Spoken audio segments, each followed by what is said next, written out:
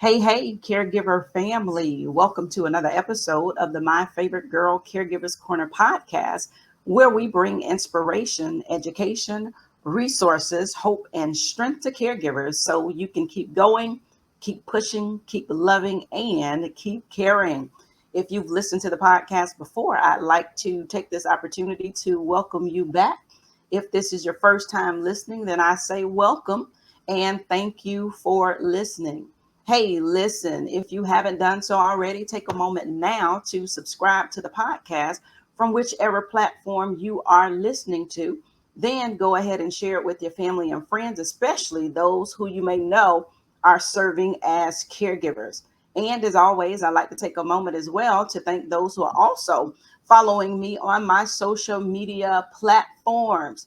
The My Favorite Girl Caregivers Corner. You can follow me too on Facebook at My Favorite Girl in Alzheimer's, as well as on Instagram. Same thing, My Favorite Girl in Alzheimer's. And you can also find me on TikTok at My Favorite Girl in Oz, and then on YouTube at My Favorite Girls Caregivers Corner. On all of those platforms, you know, my girl and I, we have some good times. We laugh, we talk, we do some videos, and then there's also just some good motivational and educational things that I share. Of course, those that have been following, you know, I share my mama moments. And those of you that know my mama, my favorite girl is my mama. That's what I call her. That's my lady. That's my name for her, my favorite girl. And so if you connect with us on that platform, you can follow our journey. Don't share too much, but enough just so that people can see what the journey is like, and then just to be able to see what it is that we're doing and just follow along with us and all of that. So I'm excited. We are entering into season 5 of the My Favorite Girl Caregivers podcast, and this is our first episode of the season, and we're coming in. I have some guests on here with me. Those of you that are on YouTube, you can see our guests that are here with me. And I'm just going to take a few moments right now just to introduce them. I have CherylAnn Haley with Sandy's daughter. She's on the line, as well as Felicia Allen. And so I'm going to give them just a moment. They're going to introduce themselves. Just tell us a little bit about who you are. Let the audience know who you are real quickly. CherylAnn, we'll start with you. Hi, I'm CherylAnn. I am Sandy's daughter. My mom was diagnosed with vascular dementia back in 2018. She's been living in a care community for 4 years, officially this week. Partway through this journey, I just needed some more information and some more resources.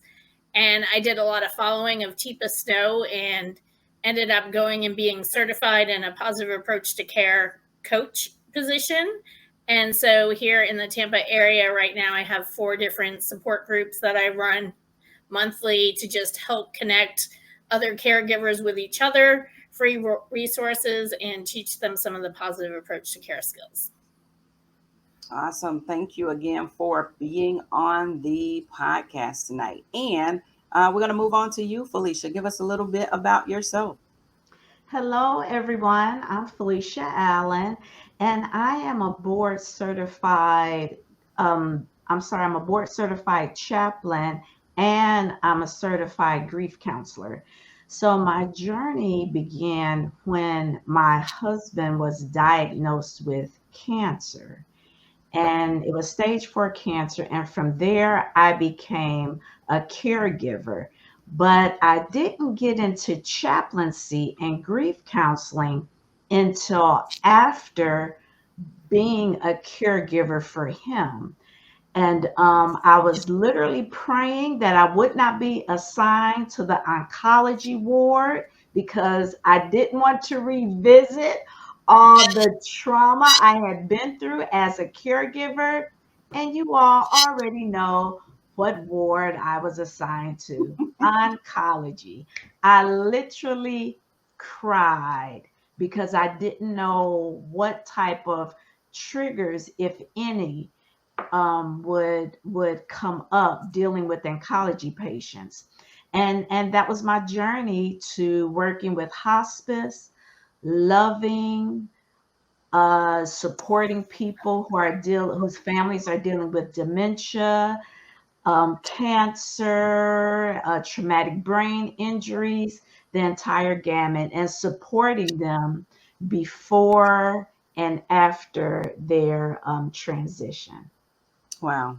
And so, as you all can see, we have two, I call them dynamic and influential women that are on the podcast with me tonight. And let me backtrack just a little bit because, as most of you that have been following the podcast, you know that my mom has Alzheimer's dementia. Sandy just talked about her mom. And so, what I want to clarify is that even with this podcast, this podcast is centered around all caregivers. It's not just for those that have dementia. I believe that caregivers, I'm going to keep saying it, they are superheroes.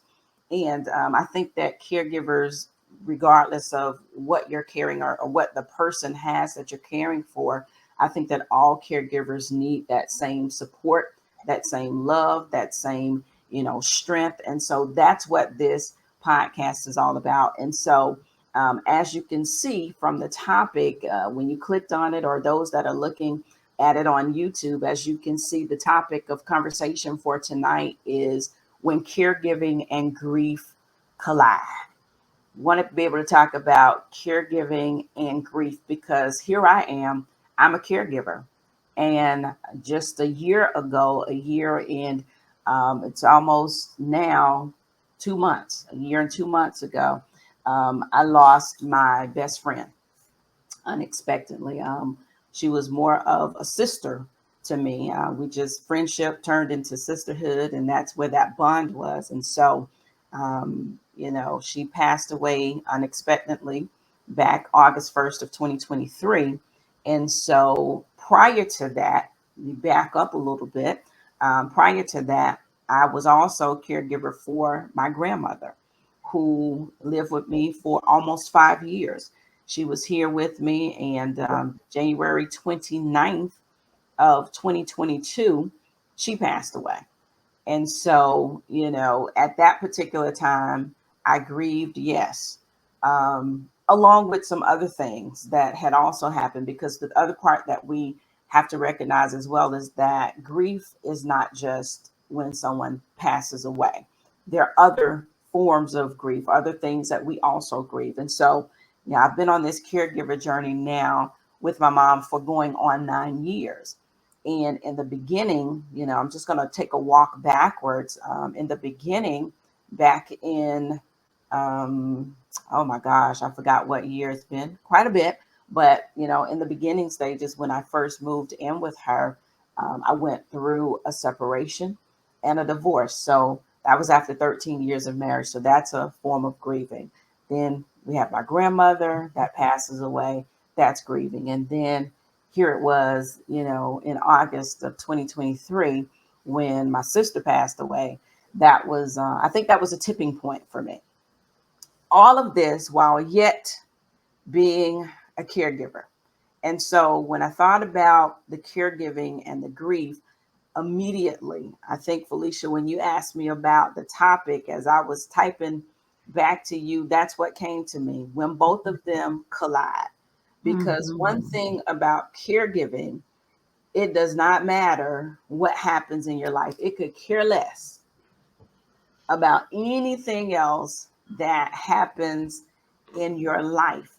You just kind of have to deal with it and move on. And so I wanted to bring this topic because I know that if I myself am dealing with it, and ironically enough, for those who listen, CherylAnn was on the podcast last year.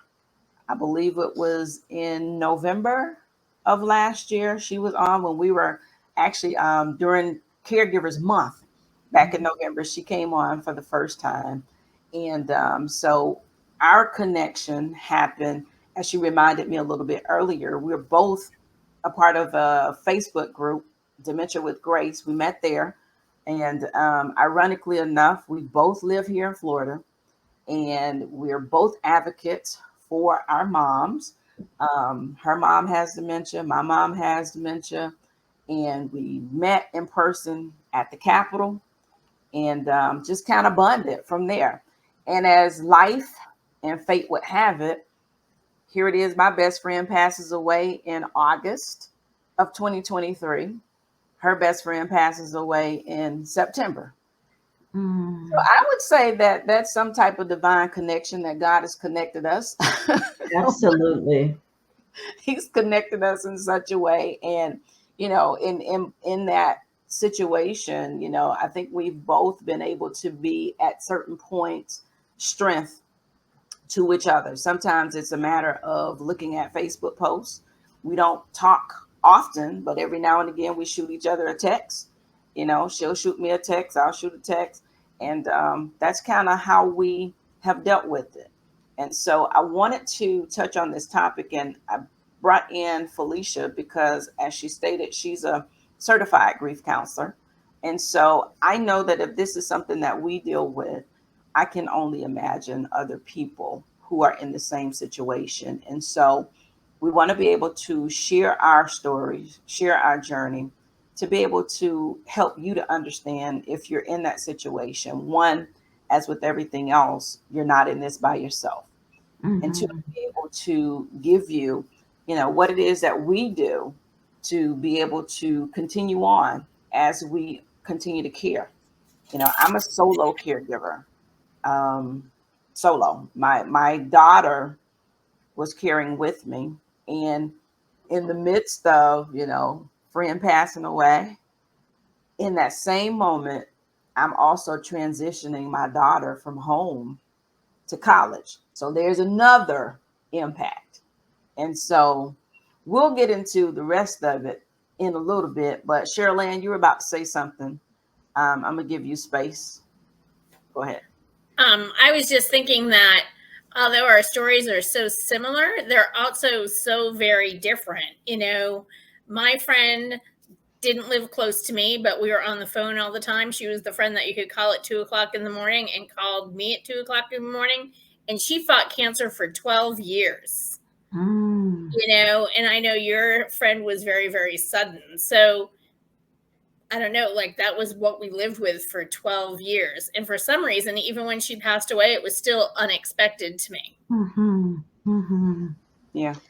And thank you for stating that, Cheryl, because even as caregivers, we still are not ready for death. And sometimes that's hard for people to process, but we're just never ready for death. We don't know when it's going to come. We don't know how it's going to come. We don't know if it's going to be intrusive and violent, or if it's going to be calmful and peaceful. The only thing we know for sure is that it's coming. Yeah. And when it comes and it's, unexpected, I don't think that I will ever forget that particular day. Typically, she would go to the hospital and we would always take her home. Hmm. And even on that particular day, I think the impact was even greater because I was there. Like, I mean, literally in the room, not knowing, I get a text message from her. I still have those text messages in my phone. But the text messages, and then to get there, and ironically, I think the thing that sometimes is in my mind the most, earlier in the year, she called me one day, at our normal conversations, and she called me. She had been in the hospital for a couple weeks, and a month or so after, she called me, and we were having a regular conversation. Just out of nowhere, she asked me, she said, "Friend," she said, "do you think I'm going to die?" Hmm. And in that point, of course, I'm like, no. And I told her, I said, no. I was like, we're all gonna die one day, but you're not going anywhere anytime soon. And sometimes that plays back, right? Because that was just a few months earlier. And even on that day when I got to the hospital, I'm there by myself with another friend, but just someone that was from her church. I get there, and her daughter, another friend of ours, leave, and we're there. And, she looks up at me and she just says, I can't do this anymore. And not ever knowing that meant not ever forever. Right. And so things progress. And, so I'm literally watching. I had to watch the entire everything that happened. I'm not going to go into that on the podcast, but that's just not something that you forget, right? And I think that's been the difficulty in it for me, because even after all of that, it happened, and I had to be there for the very end of it. And then because she has children, you gotta toughen up. And in that moment, it was okay. It's not just about me, but having to be there for her, be there for them, and then, come home and still care, So that was a collision, right? That was a real collision with grief, because, it's those days and those moments when you are caring and you have to suck it up, and my mom, I love my mom. There are times when I can just be sitting on the couch. And in that moment, I may not, I did have quite a few moments where, I had tears coming down, nothing bawling, because I got to suck it up. I still got to care for her, right? But there are those moments when she would look at me and she'll say, "Are you crying?" Even with dementia, right?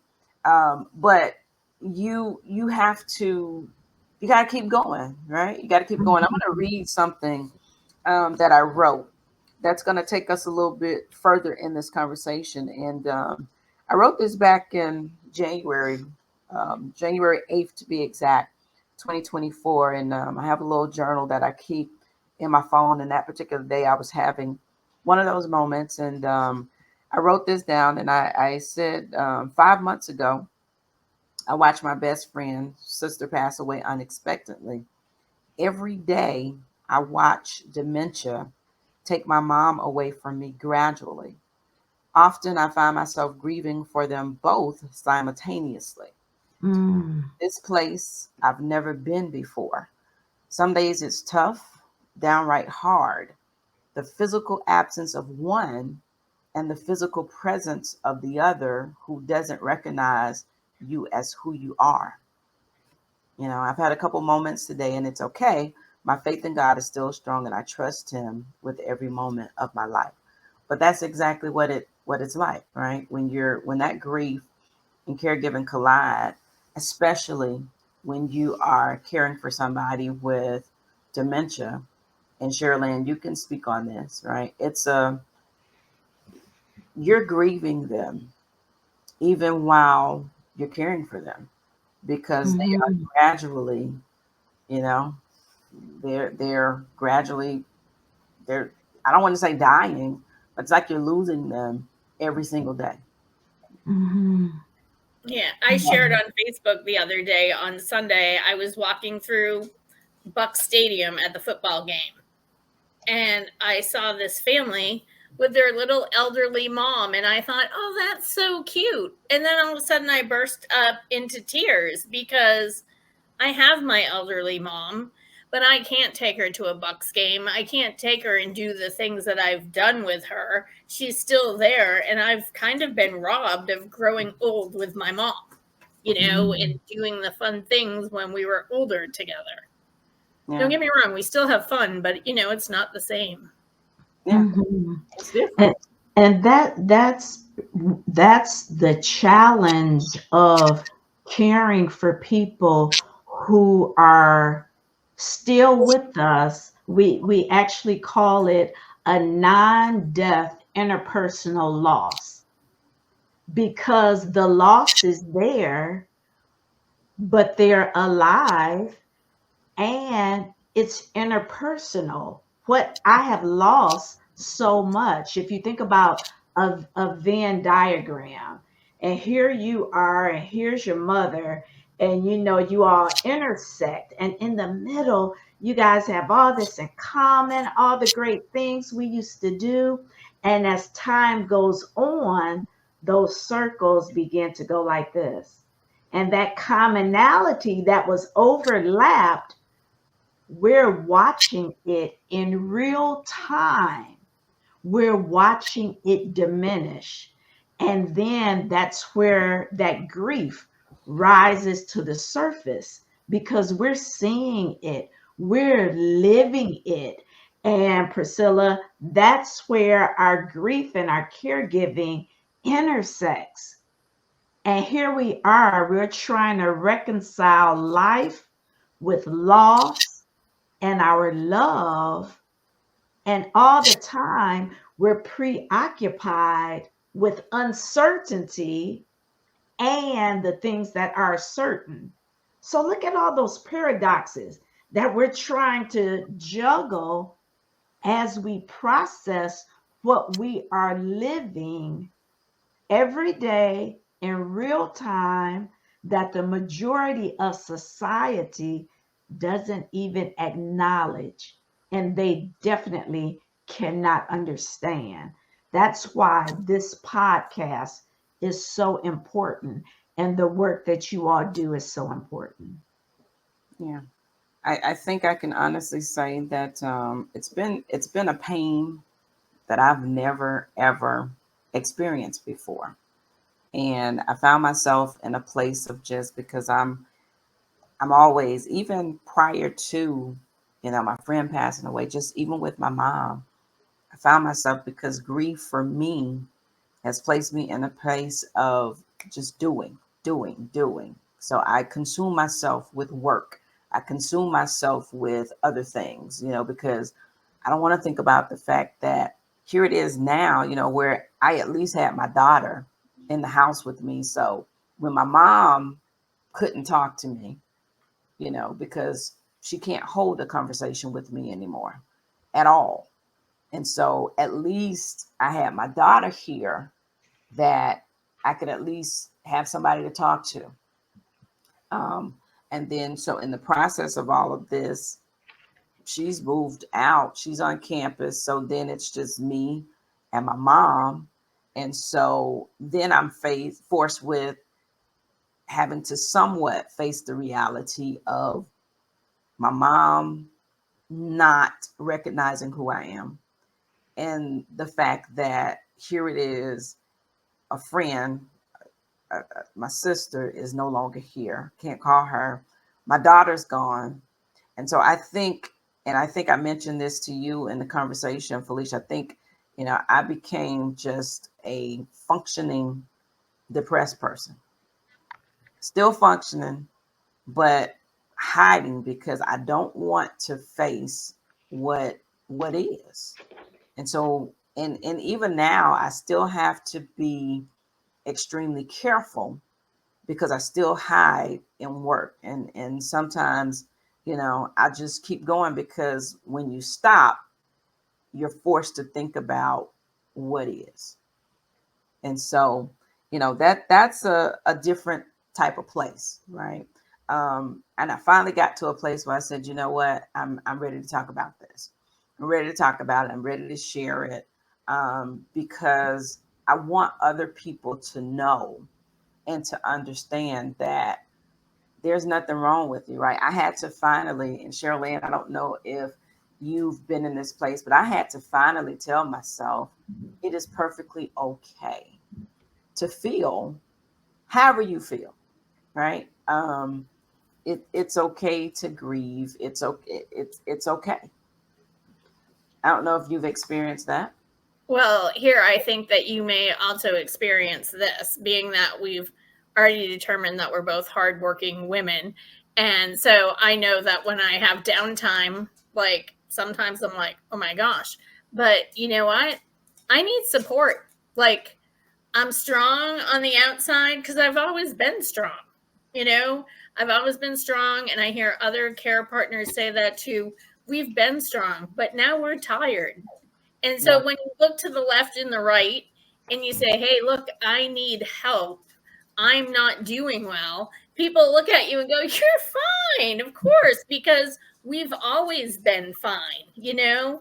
But I mean, we've been doing this for many, many years, you know? And so some days I know I'm not fine. I walk my dog, and I'm like, God, please, like, you have to know that I'm not okay. What do I do with this? Like, help me. Yeah. And I think somebody said it on social media. I saw it where they say, check on your strong friends. Yeah, you have to, because you're right, because we keep going. And that's been my thing. We keep going. But I cannot tell you the days that on the outside, absolutely, I look fine. But on the inside, I'm screaming. I'm screaming, and just, because sometimes it's just the pain of it all. Not just the pain of the loss of a friend, but also the pain of my mom. There are some days, I don't care what anybody says, I don't care how old you get. There are just some days when you just want your mama. Right? You want your mama. You want to. I remember prior to my mom, her diagnosis, just all throughout my life, right? I don't care what was going on in my life. There was nothing like just laying in my mom's bed. I just wanted to go lay in her bed.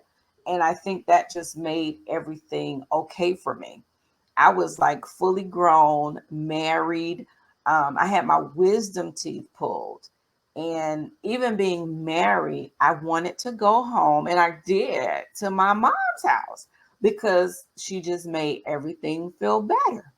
And it's so different, because there are days when you just want your mama. You want to be able to have that conversation. And when you're doing it and you're doing it alone, it's just you, it's even harder. So, Felicia, on that level, how do we handle that? You all are what you're saying just speaks to the raw reality, because when you think about it, it's really not about strength or weaknesses. It's about my reality.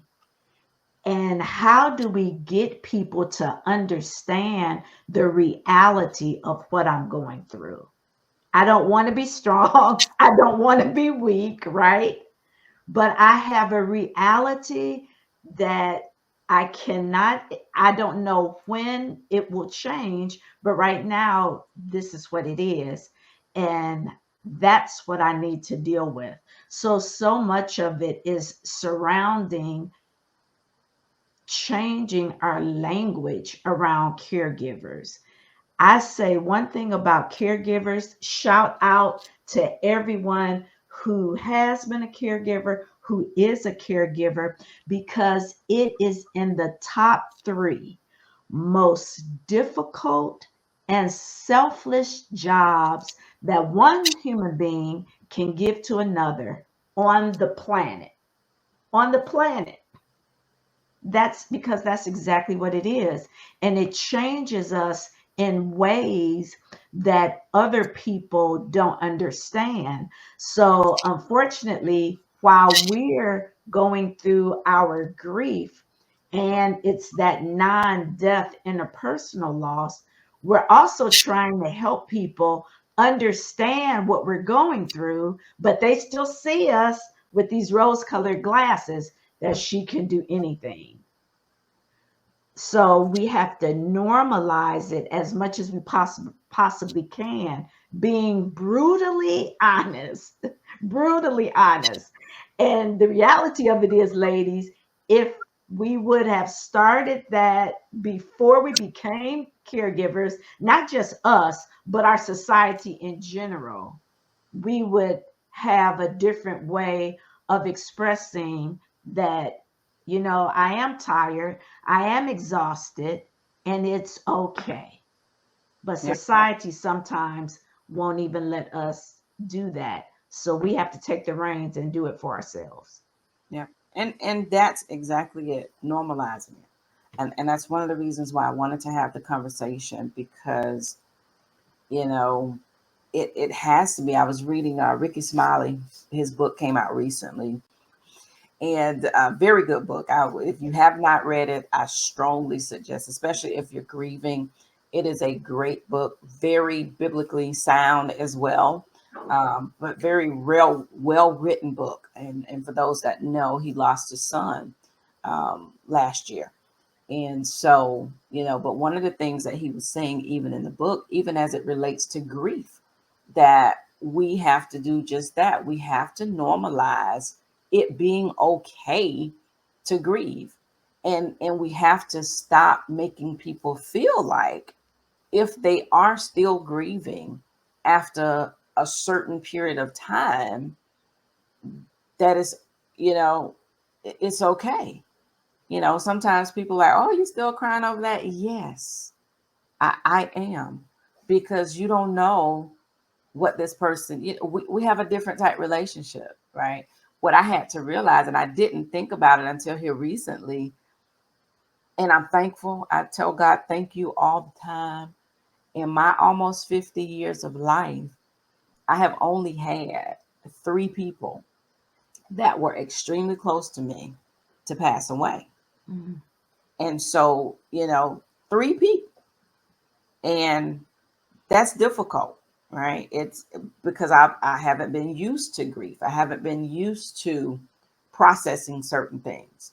And then, when they go, and I realize post-traumatic stress syndrome is real. it's it's very real. When you love somebody, and then on top of that, she has children. And so my heart hurts for them as well, because it's the same thing. But I think if we as society, as you stated, would just normalize, one of the things Ricky said in his book is he talks about those in the Bible, the fact that people in the Bible, when you read the Bible, they took a period to grieve. We don't know how long that period was. We have no idea. It does not specify. But the reality is, it is okay. Chandler Moore wrote a song that I found, in the midst of in the beginning of the grief, that says it's okay to be okay, to not be okay. It is Mm-hmm. okay to not be okay. Mm-hmm. Ricky in his book talks about the fact that it's so, if I laugh and cry in the same day, it's okay. And the Mm-hmm. reality is, CherylAnn, I don't know how it's been for you, but there's some days when I'm literally sitting at my desk, minding my own business, not even, and all of a sudden I find tears blowing down my face. And I'm like, what in the world is this? But there's also a quote that says that, grief is just, it's love with nowhere to go. You know, the heavier the grief, the more the love, right? And so there's a lot of it. But CherylAnn, I want to come back to you and just ask you a question. You talk about your friend and that loss, but what has been, besides, people not understanding, what has been some of the most challenging moments for you, even as a caregiver, and dealing with that loss? So I think if there's a really great moment that I have, I would go to my mom, but she doesn't fully understand that now. Or I would call my friend. And there's something about those 2 people. My friend, I met her my first night of college. So we were friends since I was a teenager and did a bunch of stupid things together. My mother has known me since birth, obviously. So she knows all the stupid things I've done and all the work it took me to get to this great moment, and I have other friends that can celebrate that with me, but not knowing the accumulation of what it took to get here. And losing both of them at the same time has been a very challenging situation. Yeah. How do you deal with that? What is your I realized today that I think I have different people I celebrate different things with. okay? Like I go to this person because this person understands this aspect and what an accomplishment it is. And I go to this person because this person knows my backstory for something else and knows what an accomplishment that is. So I kind of have started spreading it around a little bit, because I think we should also both mention that we're both single. So we don't have husbands to share this with.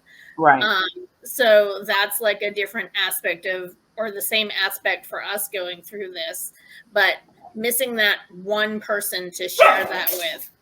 My dog wants to know, wants you all to know I can share with her. But that's been quite a struggle too. Okay. All right. And Felicia, even in the period that you were caregiving, what was some of the challenging moments for you, during that time that, what helped you out of that place? I think one of the most challenging moments again was that uncertainty. Looking at my husband and not knowing if he was going to die or if he was going to live, and being so exhausted to the point that I began to lose weight. And grief changes you. Yeah. Physiologically, grief changes the brain. And ladies, anticipatory grief that we're experiencing because of this non-death loss permanently changes the brain. So I was changing, not understanding why I was changing, and felt at a loss of how to get control of the change. And as I started reaching out, I had to advocate for myself. I said, wait a minute, I can't just spiral down while I'm watching my husband spiral down also and become sicker and sicker. So I had to advocate for myself and just determine that I was going to try something new because I wasn't trying anything. I was becoming the victim to cancer. Does that make sense? Right. You're a victim Have and you you're ever felt like you have become the victim? yeah. Yeah. And you're not even the one going through it, but sort of kind of you are, you send back and exactly it as well, right? I'm not sure.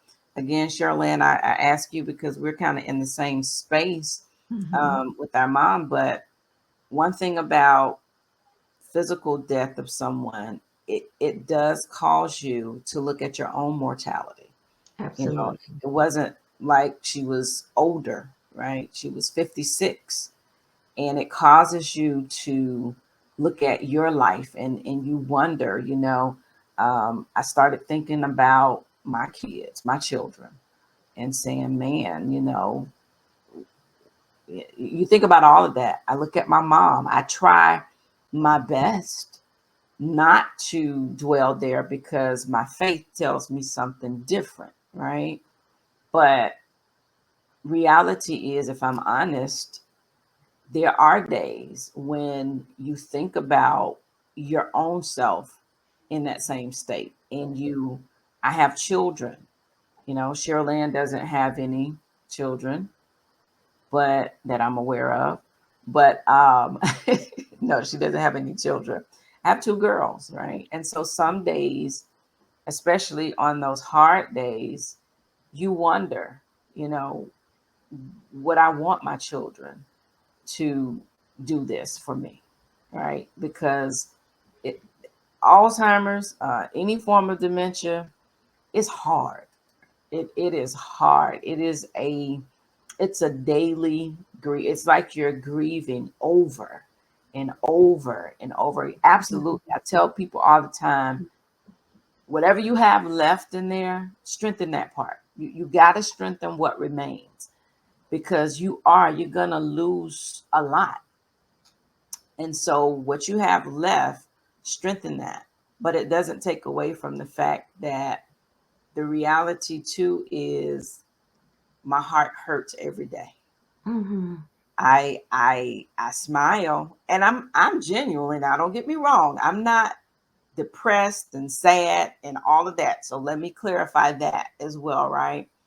But when you're having to day in and day out, watch somebody you love just diminish right before your eyes, that's a pain that you can't describe.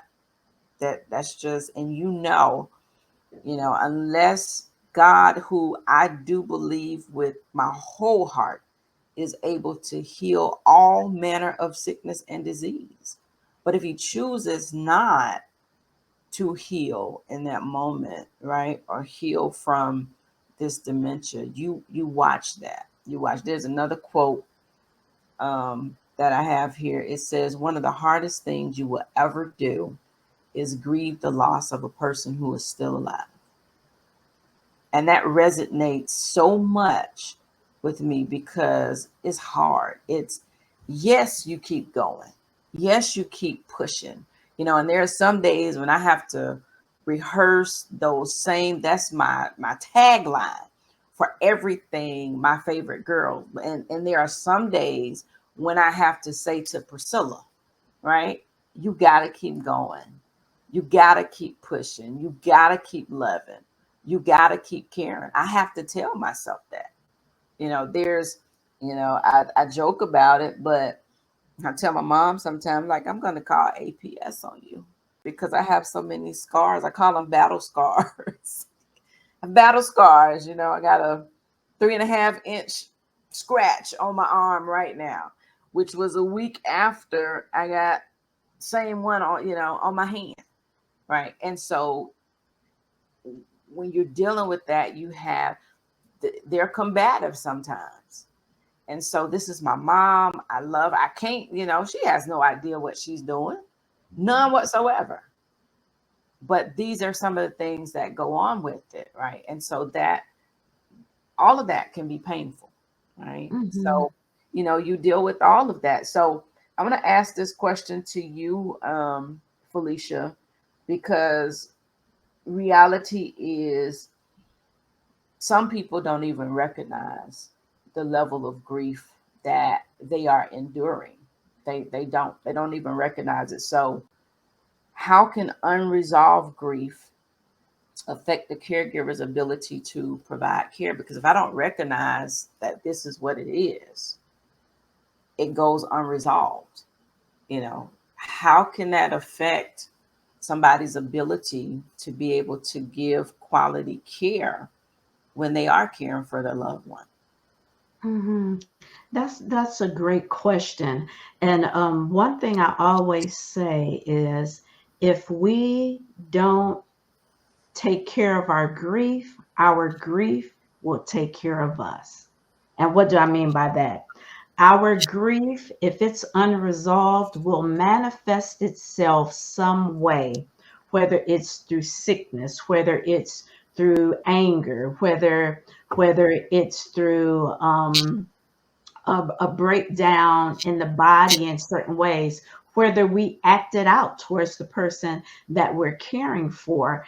And when we are caregivers, this is for that reason alone, that is the reason why we should seek out either support groups or individual counseling to help someone so that someone can help us speak to those things that maybe they are suppressed and we're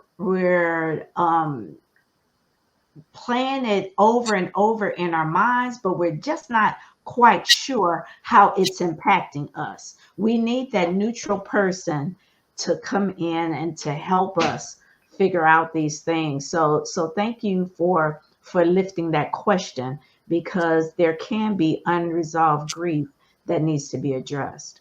Yeah.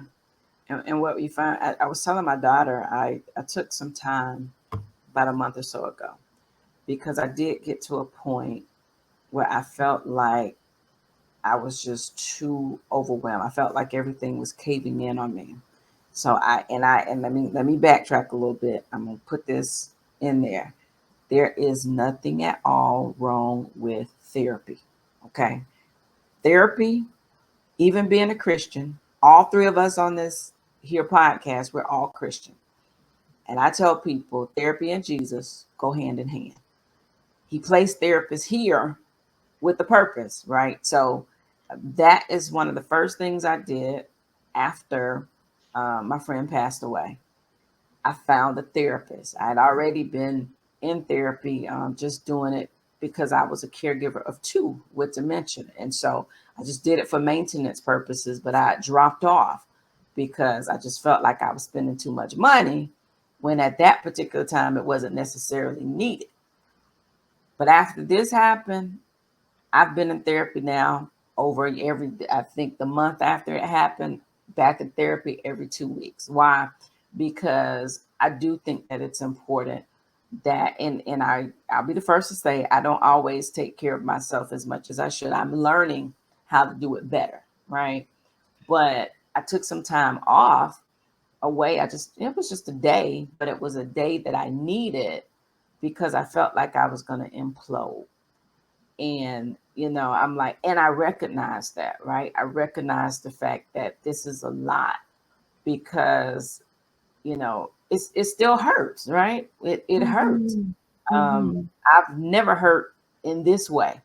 And there are days that I'm like, God, what in the world, and I just recognize, we were sisters. For me, you know, we get to choose. We don't get to choose our family all the time, but anytime we get to choose our friends. And so it was a choice that I made. And, you know, to have that happen, it was just a lot. And so I'm like, therapy is great. But sometimes even with therapy, I'm like, I try to do both. And none of it tops, let me say this as well, none of it tops prayer. Because for me, that has been the thing that I turn to, even to help me through. I do believe in prayer. I do believe in, reading the word of God and being able to find my strength there. Doesn't mean that you won't cry. Doesn't mean that, because we're in the flesh, right? We live in this flesh. And so, you know, we got to be able to recognize it. And if you need to go and see somebody, please do so. Mhm. Please seek Mhm. out grief And counseling. Priscilla, thank you for just so eloquently explaining that, because it doesn't have to be a either or. It can be a both and. As we're looking for things to provide support for us, I have an ophthalmologist. I have a general practitioner. I have an orthopedic doctor. I have all these different doctors. So it is with our faith, our support groups, our therapists. All these things work together in a holistic manner so that we can be the best that we can be as we are going through these very challenging situations of being a caregiver and witnessing death and life and everything in between. We need the support of multiple entities. Yeah. And CherylAnn, just to ask, I know you have your support groups there. Have you found that leading the support groups have helped you to even deal with your own grief? Yes, there's been some days that I've walked into a support group and I'm like, I'm so unequipped to do this today because I need support myself.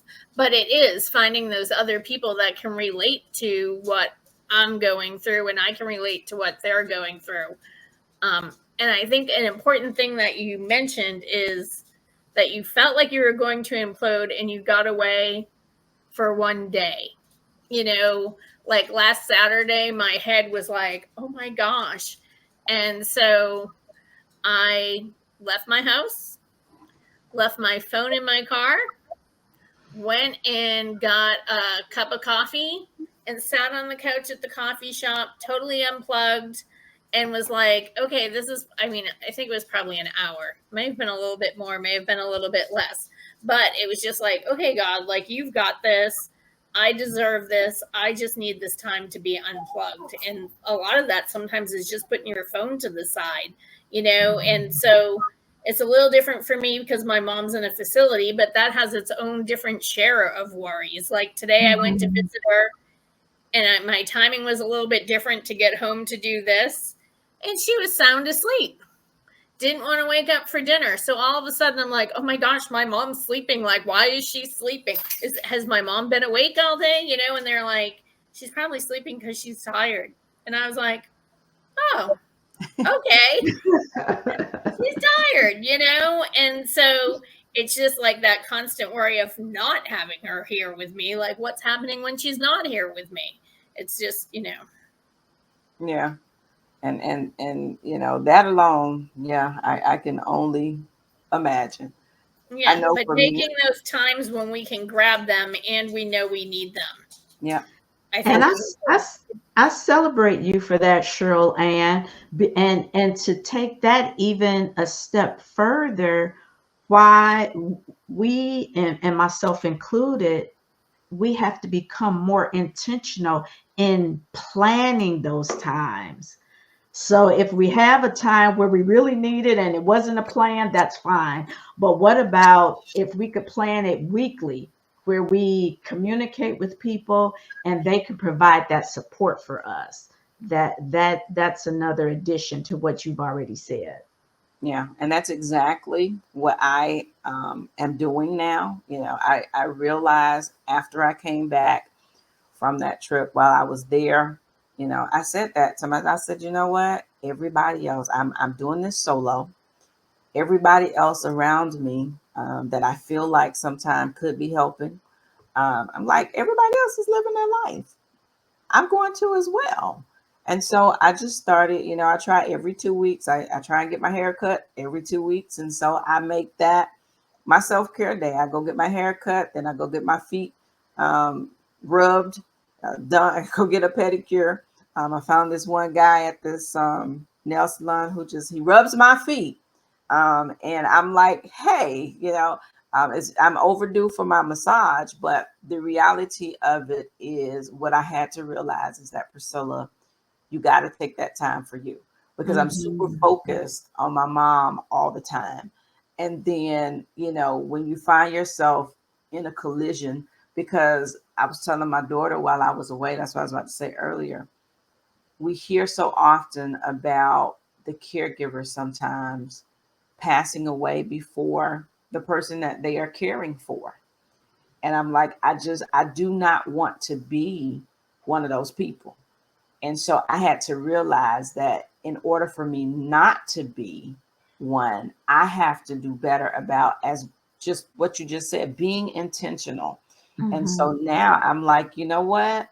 During the week, I don't really do much because I work and I just don't do much during the week. But I'm like, on the weekends, even if it means it has to be paid out of pocket, I am going to take some time for me every weekend. If it's nothing but me lying down in my bed with my remote control in my hand, I don't even watch a lot of TV like that, but just being able to lay there and flip through 100 channels if I want to, but just something that calms my mind and allows me that moment. I've learned how to put my phone on do not disturb because it will Mhm. constantly go off over. I have 2 children and they're both out of the house, and they both, especially lately, seem to call me like back to back.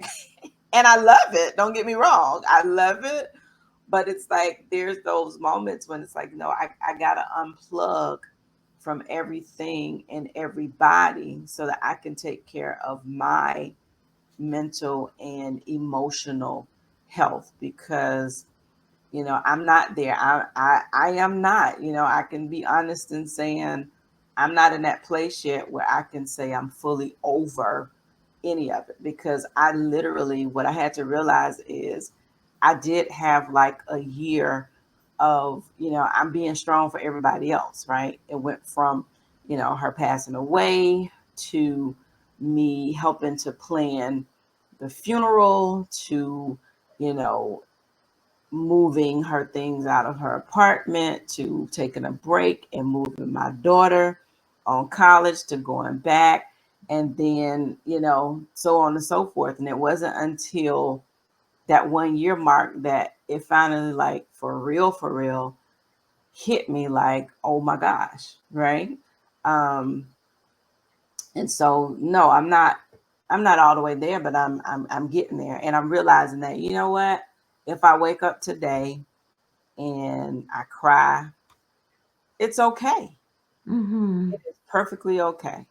I Mm-hmm. joke a lot with my daughter because, you know, this cardinal just, it started showing up. And because I know, you know, the symbolism behind the cardinals, I just started looking for this. My daughter, my oldest daughter, joked with me the other day, and she was like, yeah, I know. You think she's come back as a bird?" And I'm like, "That's not it at all, right?" But there are days when I said, "I know my neighbors think that I am probably insane because I'm outside looking," because it just seems like, at one point, especially, I would walk outside, and it would just come. And so I got to a point where I'm like, "Hey, friend," you know, because for me, that's become my thing that connects us, right? So there are some days when I'm in that space where I'm literally walking around like, okay, and then it just shows up, and it brings the biggest smile to my face and to my heart, because it's like, okay, you know, this is my reminder that she's no longer here physically, but she's here, right? So, were you about to say something, Sherilyn? I was gonna say, of course, as I'm thinking about coming and talking with you ladies tonight, I'm thinking about all this stuff. And so Francie was one of my greatest cheerleaders. So I was thinking of that today. She would not be like, "Yeah, stay home and mope. It's the thing to do." She would be like, "Go do something for me. Go do something crazy for me." And I have to say, I'm grateful for my mom, because my mom probably was the queen of self-care. You know, Mm-hmm. every 2 or 3 months, we live in Tampa, so every 2 or 3 months she would take off to Disney for a couple nights, you know. And after she had gotten diagnosed with dementia, we had started this bucket list of staying at every Disney resort at least once. And so we did that even with dementia, which I deserve an award for, but that's a whole different story. And so, like, every December we would go. So I have my hotel reservation for December 22nd. And so this is probably my third year going without her. And so, like, one year I just went and just kind of didn't do much, or I'd be doing something and then crying. So I was like, make sure you wear your sunglasses, because, you know, I'm out looking at a gingerbread house crying. Um, but I have to believe that we have to keep in mind that our people would not want us to be sad. So when we Mm-hmm. go and step out and do something, we're doing it for them, with them. Yeah. Yes, I love that. And it's a point of celebration, because I always say grief and gratitude can occupy the same space. So here you are at Disneyland, and you're still grieving, but you're also moving in the gratitude of all those things you have celebrated with your mother in years gone by. So Yeah. grief has a way of pulling out of us the best of us, not only the worst of us. It has a way of pulling out the best, as we just remind ourselves that grief and gratitude can occupy the same space. Yeah. Yeah. And that's exactly what I did this year. Her birthday was September 14th. So this year, I was like, you know what? I'm gonna do the things that you would normally do, which is shopping, eating by yourself, you know. And I went, and I'm not a huge shopper at all. I've never been a fan of just walking in stores, but I took some time that day. I went and, went and got my feet done. I went to the mall and purchased me something, and just, that was my way of celebrating. I had gotten to a point, because I'm not a flower slash, well, I like flowers, but plants, I just did not do plants because I've always had a brown thumb. But she had a plant that, her daughter didn't want, so I'm like, okay, I'll take it home, and man, you should see the way I take care of this plant. I'm like totally freaking out if I think that something's going to happen, because I'm like, no, this plant has to stay alive. And so it had literally grown all over my living room. And I kept saying, okay, I have to trim this plant, but I've never repotted a plant ever. And I was just so scared that the plant was going to die. But I was determined to get this plant trimmed and repotted before her birthday. So the day before, I repotted it. I'm like, for a moment, I was like, oh my gosh, I don't know if it's going to make it, but it is so beautiful. And I talk to it. I've never talked to a plant ever in my life, but I do. And I do. There are times when I walk through my house and something happens and I start talking because I'm just like, hey, she may be able to, I don't know, but I still talk to her whenever I want to. What I say is it's perfectly okay. And so, to kind of wrap this up, and Felicia, I do want to ask, as the professional, do want to ask you, what are some coping strategies that you would recommend to caregivers who they're struggling with their grief? I mean, I think CherylAnn and I, we have our moments, right? But I think we're managing. Let me put it that way. We're not sinking, we're managing. But there are some people who may be dealing with it, and they're having a hard time. They really don't know what to do. So, what would you recommend as a as a grief counselor? What are some strategies that they can utilize to kind of manage it better or get up out of a place of feeling like I can't do it? Mm-hmm. I would say three things, and you and CherylAnn have been talking about it throughout the segment. The first thing would be to acknowledge your reality. Speak to it, let it come out your mouth, whatever that reality is, because we can't address what we don't acknowledge, right? So that would be the first thing. Acknowledge what your reality is and what that looks like. And then validate yourself, validate your humanness. It's okay for you to grieve. It's okay for you to have highs and lows. It only makes you human. And sometimes, as caregivers, we can go for weeks and months and never hear words of validation. So we have to speak those words to ourselves and validate ourselves. And then the last thing is uplift yourself. Determine that you're going to do something new, which you all have spoken about. CherylAnn went to Disney World and celebrated. You went shopping. None of these three things, acknowledging the reality, validating who you are as a human being, and speaking to yourself that you can really make it through this, and uplifting yourself. These things are not easy to do, but they're possible. And sometimes lifting ourselves to a place of hope starts by simply sharing your journey. And then you deposit hope into someone else. And what does that do for you? It gives you hope. It lifts you up and it encourages you. So Yes. acknowledge the realities, validate your humanity, and uplift. Sounds good. I saw it when you said that. Thought about a post, Vicky. We talked about Vicky. She's actually the one who wrote the book and who is the founder of the group Dementia with Grace. And she posted, I think it was yesterday or no, Sunday. And it says, you're allowed to be happy, hurting, and healing all at once. You're human, Mhm. not a rock. And that's the part that we have to. It doesn't mean that people are schizophrenic or anything like that, right? It just means that you're human. That's Life right. happens. And so when life happens, and you may do all of that, I have done every last one of those things in the same day.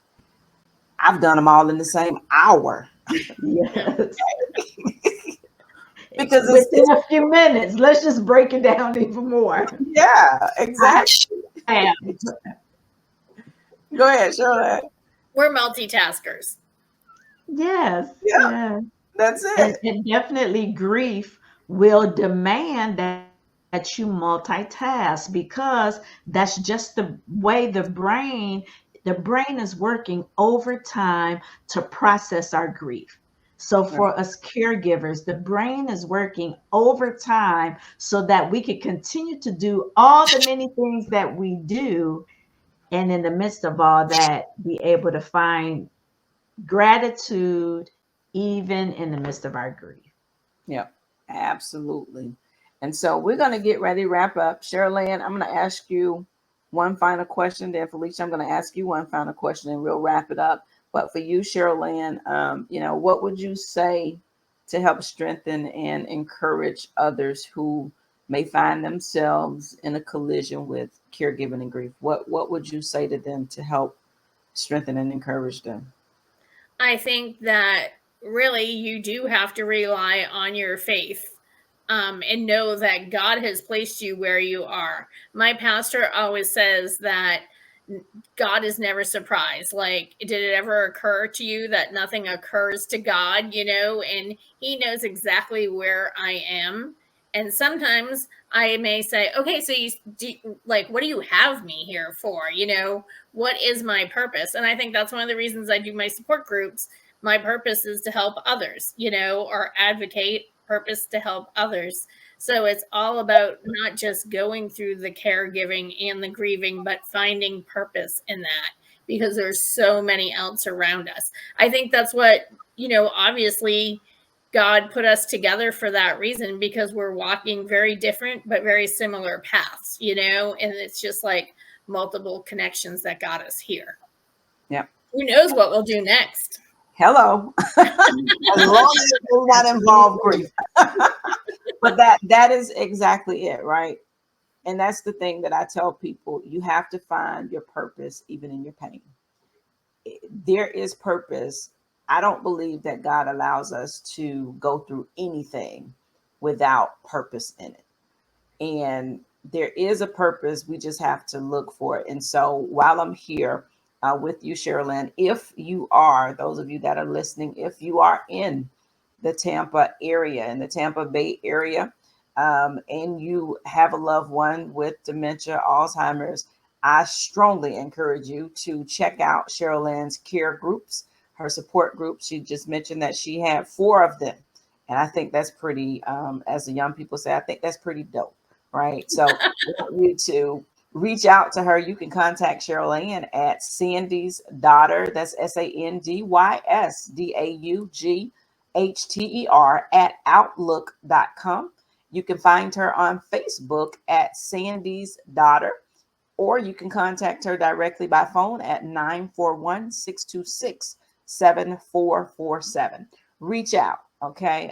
If you need that help, if you need that support, don't be afraid to attend that group. One of the best things you can do, as Felicia said it earlier, is share your story. It's okay. Other people are encouraged and they are strengthened when you just share your story. And Felicia, I want to give you an opportunity to do 2 things for me. If you would give some advice to the caregivers who are trying to find hope and healing during their grief, and if you also have any resources that you can share with us. And these resources that she has, you will be able to find them on my website as well. That's www.priscillajjohnlouis.com. All right. So Felicia, if you would give us that advice and then let us know what those resources are. The greatest advice I can think of right now is continue to care for yourself and allow your faith to give you the strength that you need to move forward, because none of us are here by accident. All of us have a purpose. There are people that Priscilla can reach that CherylAnn cannot reach. There are people that CherylAnn can reach that Felicia cannot reach. So as we're going through the challenges of life, period, let us never forget that there is yet hope, because we have a purpose. So dig in deep, grab hold to your faith, whatever that looks like for you, and allow that to give you the fuel that you need to continue to move forward. Not saying it's easy, but the three of us are witnesses that it is possible. Absolutely. My two of my favorite books, especially for those of us who are experiencing anticipatory grief, you caregivers. This one book is Needs of the Dying, and it is by David Kessler. It is an outstanding, easy read. It's almost like a workbook. So that's going to be Priscilla's going to upload that. And then the other one is The Grieving Brain. This book is good as a caregiver throughout any challenges of life where we're impacted by grief, because it really helps us make sense in layman's terms on how the brain grieves and why we do some of the things that we do, why we throw ourselves into work nonstop as part of our grief coping skills, or why we isolate ourselves as part of our grief coping skills. So this book will speak to things that maybe you've never even articulate, but you'll read it and say, oh, that makes sense. So I really am human after all. I really am normal. Yeah, you are. Awesome. I'm going to put those on my website. I'm going to go and purchase both of them myself, but they'll be on my website. So check it out. I also post them on the social media pages, so you can also find them there. And for those of you who may want to, you can also contact Felicia at 703-965-0134. That is the phone number. Or you can email her at Allen, ALLEN .FL at Verizon.net. And so get in contact with her, get in contact with CherylAnn. Hey, listen, thank you all so much for listening to this episode of the My Favorite Girl Caregivers Corner podcast. It is my hope, my desire, and my prayer that you found something in this podcast, in this conversation, that strengthened you and that causes you to hold on a little bit longer. And most of all, to know that you are not alone, even as you may be in a collision yourself with caregiving and grief. We are proof, as she stated, that you too, you can manage it and you can maintain it. Is perfectly okay. Cry if you have to, laugh when you want to, do it all, because at the end of the day, you are human. I love you all.